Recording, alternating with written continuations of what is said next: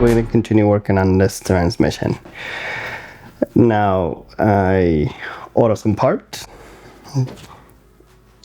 and we're gonna put it in here. I decided not to change the synchros in it. I don't have the press. I have to ask some special people to press this for me, the bearing and the race underneath it. So that will do. That will save me the trouble of not buying another clutch, and I can just stick with this instead. But in the future, I will replace the synchros in it to carbon instead of I'm not entirely sure which one they use, but whatever they have in it, I have to use an automatic transmission fluid to make sure it still works quite well. Anyways, without further ado, let's start this assembly and let's hope I can actually install this.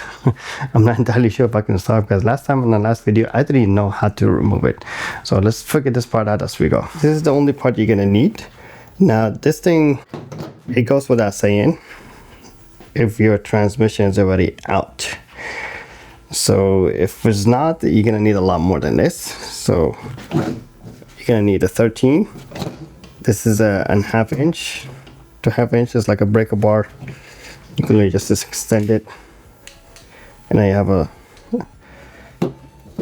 some extra torque. I have an electric drill with me, so this will speed things up. This is the throwout bearing, so I'm not gonna need this, but there's something extra when I put it in. This is what the throwout bearing goes to. I'm having a hard time removing this, so we'll see how this works. This is a 21 impulse, 21, 31. I really don't remember. But it's more than 10. Let's just leave it like that. This is the extra shim we're gonna need for the race. This is for the shifter. We're not gonna use this because I don't have a press for it. So without further ado, let's just get started.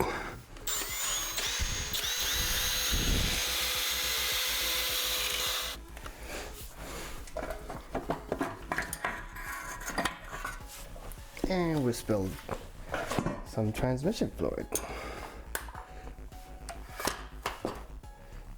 Round 2 of me spilling fluid. Apparently I don't learn.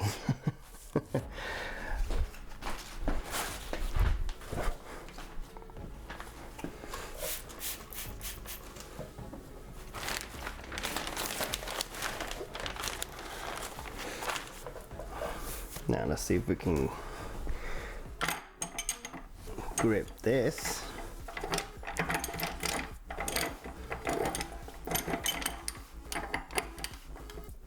I'm still not sure how to remove this. From what I'm told, you just continue moving it until it moves. That's it, nothing else. So let's be gentle and rough at the same time and see how well we're gonna remove this. Last time I tried to open this part right here, but this collar pin was preventing me from doing it. So now I have the tools to remove this. So we should be able to remove this and then be able to remove the input shaft.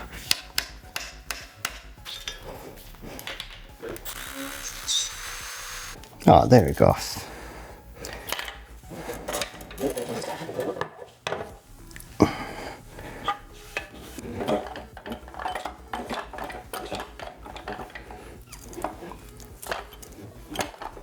It's moving.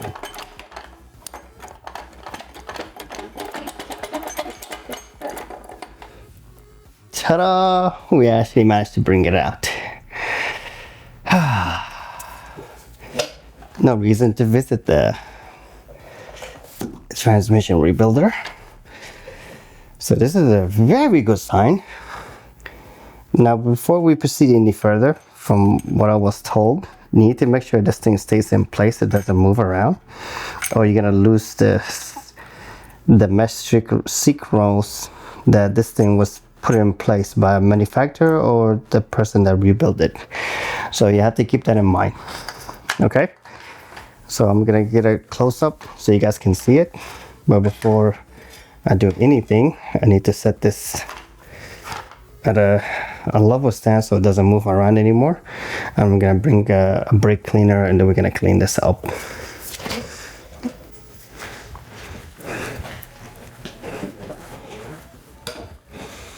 Alright, I cleaned the mating surface with this. And she comes out very easily. I don't have to use a razor blade. So we're gonna assemble this back together. And if you do the same thing as me, you need to also clean the magnet as well. This magnet, you'll find it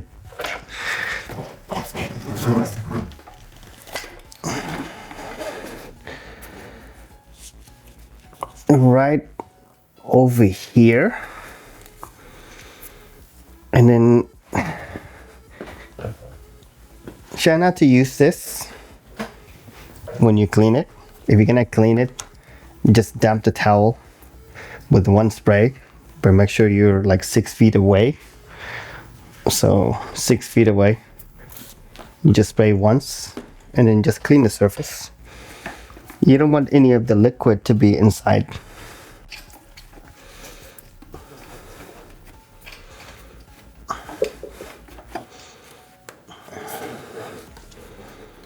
Now you just go ahead and install it.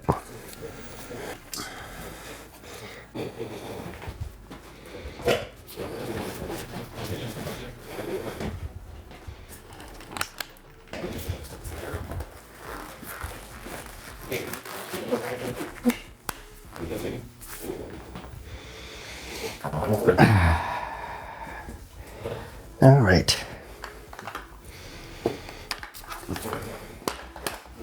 Gonna go ahead and finish assembling it. I'm gonna install this new input shaft instead of this old one that is rusted and is very weak. Now this will increase the torque rating to 800. So I will not trust this to be 800 with this because we need carbon signals as well. So I'll say this one is around 500. So for now, this is gonna be more than ideal for a lot of applications. So it's a great insurance for $300 as long as you have a press to press the bearings and the race underneath it. And then you can just skip the rest and just install it. So this part right here, it usually doesn't sit flush to the floor. It sits very high up like that. So there's a lot of room to make sure you can install this. You want this to go down as low as possible so you can be able to fit it. There's also a spring right here. That thing stays in place, so that's perfect. And this is the first gear signal. So we're just gonna go ahead and just install it. There's no special orientation. They have you have 3 grooves, 1, 2, 3, and they all the same size. There's no special variance in how to place it. They're all gonna fit the same thing. This one's in place. Now we're gonna install this new input shaft. Remember, this is no oil here, so this is new. It's missing oil everywhere, so make sure you put oil in it. So this is the first initial installation. You're supposed to use transmission fluid, but I don't have any, so I'm just gonna use 2050 or the heavy grade differential oil just to have it looped. I think I had this oil for at least 10 years. Majority of zinc is already gone, but this thing is just gonna be used for loop requirement. So I'm gonna put some over here.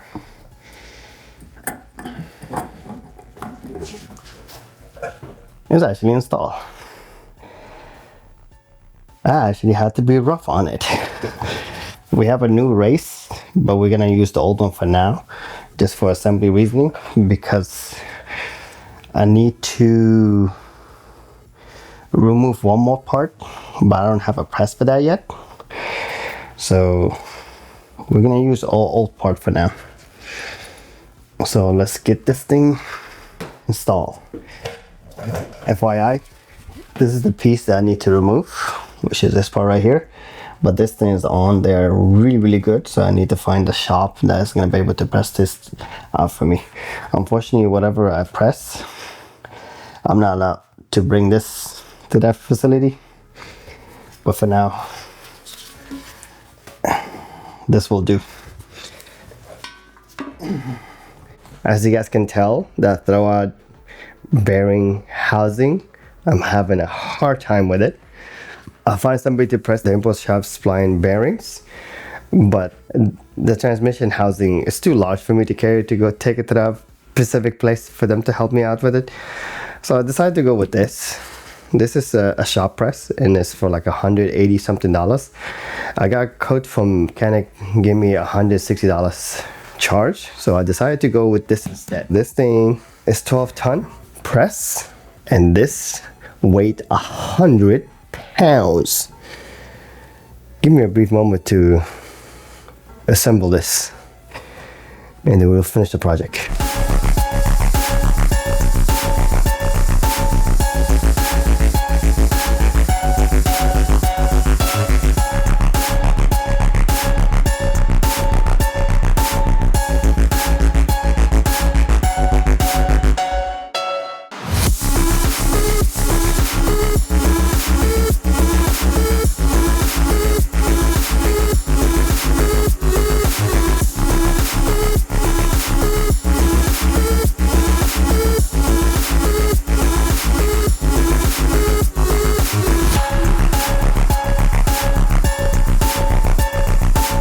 Alright, it's fully assembled. Let's go ahead and do that. This is going to be dangerous. I don't recommend this. I'm going to show you guys exactly how this thing looks, but for now we just press. This kit comes with very hefty metal pieces, so I'm going to use it.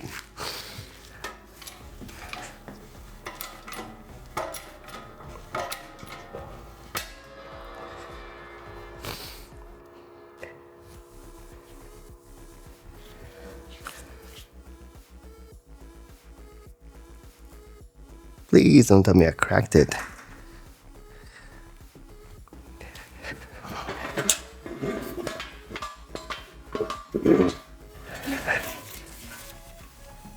That's really weird. Let's continue.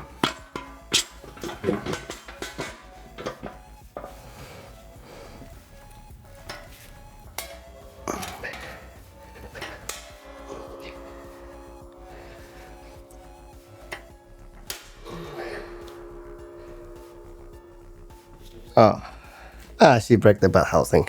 Okay.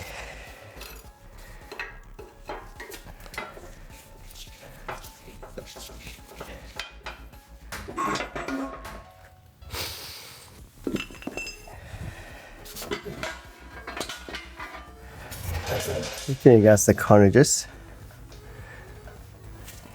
It's actually very broken now. As you guys can see here, this and that and this part right here is one unit. So me pressing this, even though it shows it's pressed in, you can actually tell from it it's actually pressed in. So unfortunately for this, it cannot be pressed out. So now I'm out of a belt housing, but this a lot of T45s. I'm gonna be able to get this, or I can also upgrade it. I know people, they just usually just cut this out and then make it a T5 type of transmission. I'm gonna take this out. I'm gonna toss this. I'm gonna go find a replacement for this. I'm gonna take you guys on a trip to a junkyard. Or if I find it online, there won't be no junkyard. So I'm really sorry. But it's gonna be nice to go out and show you guys the surrounding areas. Yeah, I'm gonna go weep and enjoy the rest of the evening.